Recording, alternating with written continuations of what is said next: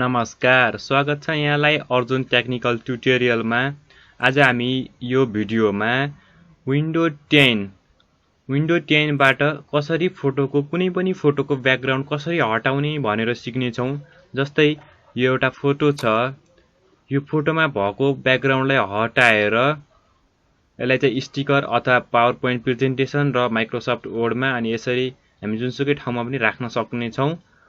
अनि कसरी राख्ने भन्ने प्रोसेस चाहिँ हामी लगत्तै सिक्ने छौं। त्यो भन्दा अगाडि तपाईहरुले चाहिँ हाम्रो च्यानललाई लाइक, कमेन्ट, शेयर अनि सब्स्क्राइब गर्न अवश्य पनि नबिर्सिनु होला। ल त हामी ढिलो नगरी प्रोसेसतिर जान्छौं।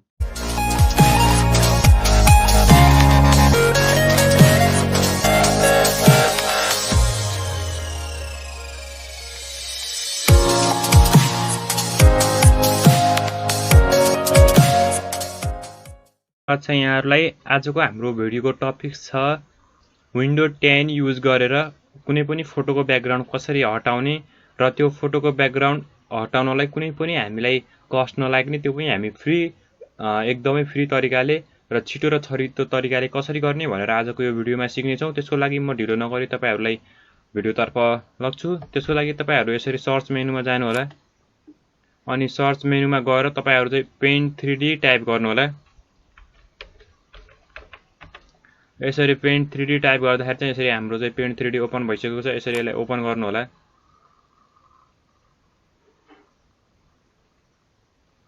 हाम्रो पेन्ट 3D चाहिँ ओपन हुँदैछ। यसरी चाहिँ क्रिएटिङ अ प्रोजेक्ट भन्छ कसैकोमा, अनि कसैकोमा चाहिँ न्यू प्रोजेक्ट भनेर ओपन हुन्छ। मेरो चाहिँ यसरी आफै एउटा प्रोजेक्ट क्रिएटिङ भइसकेको छ। अनि यसरी ओपन भइसकेपछि तपाईहरु कुन फोटोको चाहिँ अब तपाईहरुसँग भएको कुन फोटोको चाहिँ ब्याकग्राउन्ड हटाउन चाहनुहुन्छ त्यो फोटोलाई चाहिँ यहाँ ड्र्याग एन्ड ड्रप गर्नु होला। जस्तै म अहिले यो अगाडि डेस्कटपमा भएको यो फोटोलाई चाहिँ यसको ब्याकग्राउन्ड हटाउन गइरहेको छु। त्यसको लागि चाहिँ यो फोटोलाई यसरी ड्र्याग गरेर यहाँ यसरी ड्रप गर्नु होला।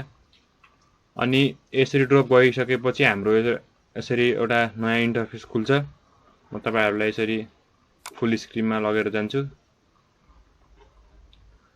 अनि हाम्रो फोटो चाहिँ लोडिङ हुँदैछ, एकैछिनमा खोल्छ। यसरी हाम्रो फोटो लोडिङ हुँदैछ।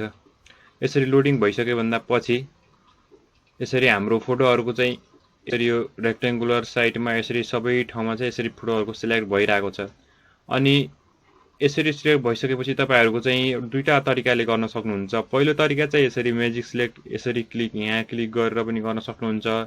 र दोस्रो तरिका चाहिँ यहाँ भएको म्याजिक सिलेक्ट, यसरी यहाँ भएको कुनै पनि दुईवटा अप्सन मध्ये तपाईहरु कुनै एउटा अप्सन युज गरेर फोटोको ब्याकग्राउन्ड हटाउन सक्नुहुन्छ। म चाहिँ अहिले यसरी म्याजिक सिलेक्ट गर्छु। यसरी म्याजिक सिलेक्ट गरिसके भन्दा पछि चाहिँ हाम्रो यो अलरेडी सिलेक्ट हुँदैछ। अनि र अर्को कुरा, हामी यो सिलेक्टमा भएको सिलेक्ट अल पनि गर्न सक्छौं। अनि यो फोटोलाई यसरी क्रोप गरेर पनि सिलेक्ट गर्न सक्छौं। किनकि अहिले मेरो यहाँ फुल फोटो छ, अनि फुल फोटोलाई नभएर म चाहिँ यसरी यहाँसम्मको हाफ फोटोलाई पनि सिलेक्ट गर्न सक्छु। अनि हाम्रो यहाँ भएको एडिट टुल्सहरु पनि छ। जस्तै यो चाहिँ कट, अनि यो पेस्ट, अनि यो सिलेक्ट गरेको कुराहरुलाई डिलिट गर्ने, यो चाहिँ कपी, अनि यो चाहिँ पेस्ट हो।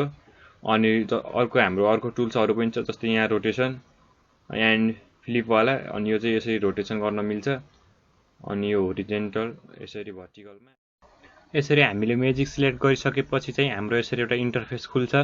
अनि इन्टरफेस खोलिसकेभन्दा पछि हामी जस्तै यहाँ भएको यसरी रेक्टेंगुलर साइडमा चाहिँ हामीले यसरी स्याम्पल देखाइरहेछ। तपाईहरु पनि यसरी आफ्नो पिक्चरलाई चाहिँ यसरी क्रोप गर्नु होला।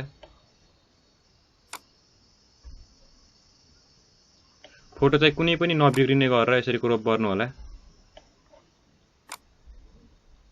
यसरी क्रोप गरिसकेभन्दा पछि तपाईहरु यसरी नेक्स्ट क्लिक गर्नु होला।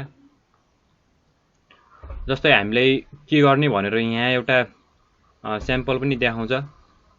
त्यही स्याम्पल अनुसार तपाईहरु जस्तै हाम्रो यो तलको पनि साइड कुनै नबिग्रोस् र माथिको पनि नबिग्रोस् भनेर अनि यसरी सिलेक्ट गरिसके भन्दा पछि हाम्रो चाहिँ यसरी यहाँ एउटा स्याम्पल देखाइरहेछ लाइन खिच्ने। हाम्रो चाहिँ यो माथि फोटोको माथि कपालमा चाहिँ सिलेक्ट भएको छैन, अलि तल निधारसम्म मात्र सिलेक्ट भएको छ। त्यसको लागि के गर्ने त भने यसरी एडमा क्लिक गर्ने।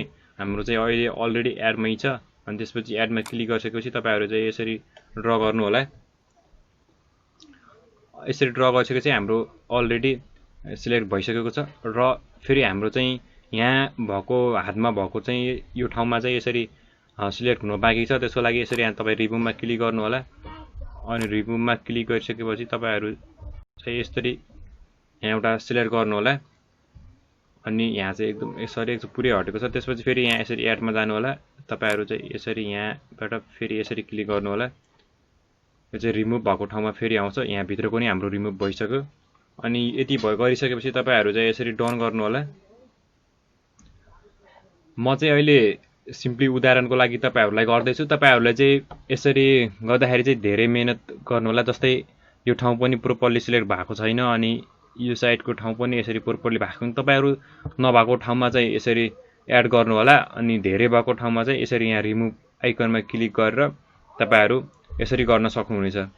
जस्तै हाम्रो उसरी पिक्चर चाहिँ हाम्रो टोटली सिलेक्ट भएको छ अनि यो ठाउँमा चाहिँ अलि धेरै भएको छ। तपाईँहरू चाहिँ यसरी रिमुभ आइकनमा गएर तपाईँहरू चाहिँ यसरी रिमुभ गर्न सक्नुहुनेछ। र हाम्रो फेस साइडमा चाहिँ यो ठाउँमा चाहिँ यसरी धेरै भएको छ अनि धेरै भएको ठाउँमा चाहिँ तपाईँहरू फेरि यसरी रिमुभमा गएर अलि कम गर्न सक्नुहुनेछ। जस्तै हामीले चाहिँ अहिले यसरी डन गरिसकेका छौँ। चाहिँ हाम्रो पिक्चरहरू चाहिँ यसरी अटोमेटिक हाम्रो पिक्चरको ब्याकग्राउन्ड हटिसकेको छ।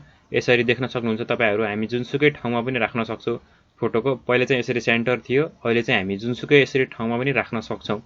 र अर्को कुरा, यसलाई यसरी हामी यसरी कट गर्न सक्छौँ, कपी गर्न सक्छौँ र पेस्ट गर्न सक्छौँ। हामी चाहिँ यसरी कपी गर्न सक्छौँ। म यसलाई चाहिँ यसरी कपीमा क्लिक गरेँ अनि यसरी कपीमा क्लिक गरिसके भन्दा पछि म यसलाई मिनिमाइज गर्छु।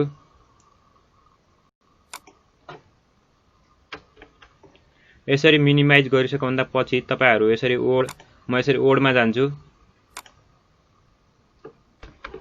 अनि हामी चाहिँ यसरी हाम्रो अघि त्यो कपी भएको पिक्चरलाई चाहिँ यसरी हामी यसरी यहाँ पेस्टमा क्लिक गरेर त्यो पिक्चरलाई चाहिँ हामी यसरी यहाँबाट पेस्ट गर्न पनि सक्छौं।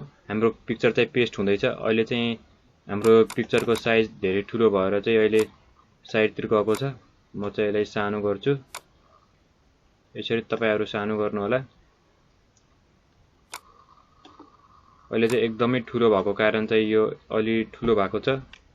यसरी हाम्रो पिक्चर चाहिँ हामी जुनसुकै ठाउँमा पनि राख्न सक्छौं यसरी माइक्रोसफ्ट वर्डमा। अनि यसलाई चाहिँ अब हाम्रो विभिन्न प्रकारको डिजाइन र एनिमेसन दिएर राख्ने कुराहरु छ नै छ। त्यसपछि हामी यसरी पोजिसनमा गएर यसरी वार्प टेक्स्टमा गएर यसलाई चाहिँ इन फ्रन्ट अफ टेक्स्ट गर्नु होला। अनि त्यसपछि हाम्रो चाहिँ यसरी उठाएर सजिलैसँग आफ्नो इच्छा अनुसार जुनसुकै ठाउँमा पनि राख्न सकिन्छ। अनि यो चाहिँ भयो माइक्रोसफ्ट वर्डमा राख्ने कुराहरु। अनि हामी यस्तै यो पिक्चरलाई यसरी पावर पोइन्ट प्रेजेन्टेसनमा पनि राख्न सक्छौं। जस्तै हामी यो लाइनमा गएर यसरी यसलाई चाहिँ म अलि ठुलो गर्छु।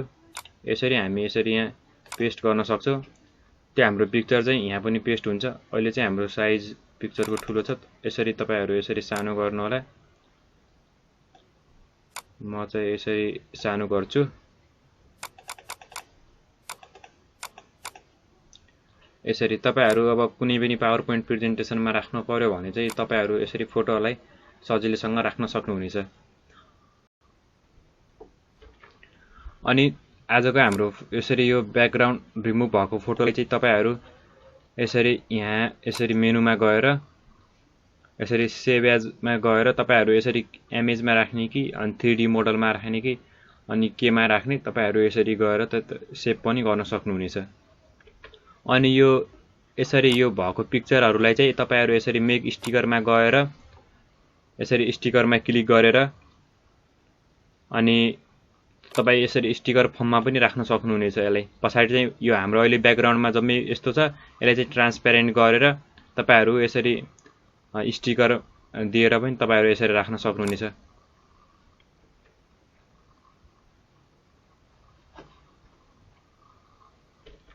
यसरी हामीले स्टिकरमा क्लिक गरिसके भन्दा पछि हाम्रो चाहिँ यो ब्याकग्राउन्ड यसरी ट्रान्सपेरेन्ट हुन्छ।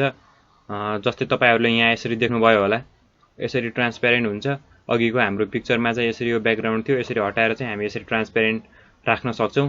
अनि यसलाई पनि सेभ गर्नको लागि तपाईहरु फेरि यसरी मेनुमा गएर यसरी सेभ एज गएर यसरी इमेजमा क्लिक गरेर अनि त्यसपछि सेभ एजमा गएर तपाईहरु यसरी सेभ गर्न सक्नुहुनेछ। कुन तपाईहरुको चाहिँ कुन ठाउँमा सेभ गर्ने यसरी चाहिँ सेभ गर्न सक्नुहुनेछ। म चाहिँ अहिले ब्याक गर्छु। हस् त तपाईले आजको यो भिडियो पक्कै पनि मन पर्यो होला। म अघि चाहिँ यसरी यहाँ कुन ठाउँमा सेभ गर्ने भन्ने कुराहरू यसरी भनिरहेको थिएँ, त्यो चाहिँ यसरी तपाईँहरू यसरी सेभ गर्न सक्नुहुन्छ। म चाहिँ अहिले क्यान्सल गरिदिन्छु। तपाईँलाई आजको यसरी यो भिडियो चाहिँ एकदमै मन पर्यो होला। यसरी कुनै पनि कुराहरूको चाहिँ यसरी ब्याकग्राउन्ड कसरी हटाउने भनेर तपाईँहरूले सिक्नुभयो अवश्य पनि। तपाईँलाई यदि यो भिडियो मन पर्यो भने कृपया अवश्य पनि हाम्रो भिडियो लाइक, कमेन्ट अनि सेयर गरिदिनु होला र हाम्रो च्यानल अर्जुन्स टेक्निकल ट्युटोरियललाई सब्सक्राइब गरेर हामीसँगै कनेक्टेड रहनु होला। धन्यवाद।